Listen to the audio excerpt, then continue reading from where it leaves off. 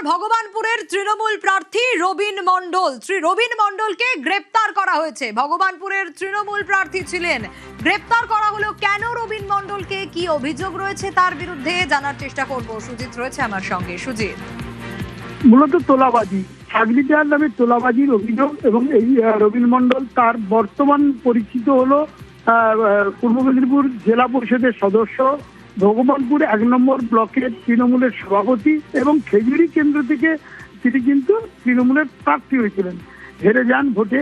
কিন্তু তার বিরুদ্ধে কলেজের সামনে, বাজপুর কলেজের সামনে সশস্ত্র অবস্থায় বোমাবাজির অভিযোগ এবং চাকরি দেওয়ার নামে টাকা তোলার অভিযোগ, এবং সেই সব অভিযোগেই তাকে কলকাতা থেকে গ্রেপ্তার করা হয়েছে এবং কাঁথি আদালতে তাকে কিছুক্ষণ আগে তোলা হয়েছে এবং পুলিশ রিমান্ডে নিয়ে তাকে জেরা করতে চায় পুলিশ।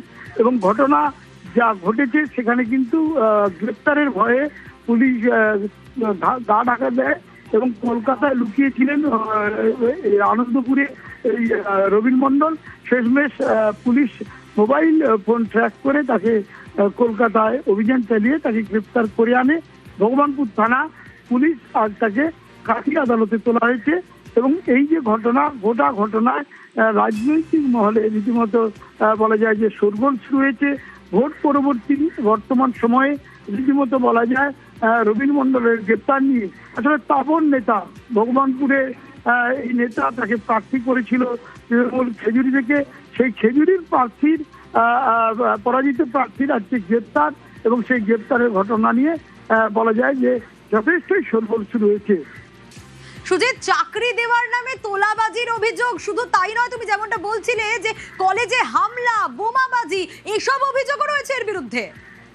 একেবারে, এবং এইসব অভিযোগ কিন্তু পুলিশের কাছে লিপিবদ্ধ ছিল, যেটা জানা যাচ্ছে। যেহেতু শাসক দলের নাম তৃণমূল ছিল এবং তৃণমূলের নেতা, তাই পুলিশ গোটা বিষয়টি বলা যায় যে অ্যাভয়েড করছিল, কিন্তু শেষ রক্ষা হয়নি। অর্থাৎ আগে থেকেই অভিযোগ ছিল, জমাও পড়েছিল অভিযোগ, কিন্তু এতদিন পুলিশ কোনো ব্যবস্থা নিতে পারেনি। সরকার বদল হওয়ার পরেই ব্যবস্থা।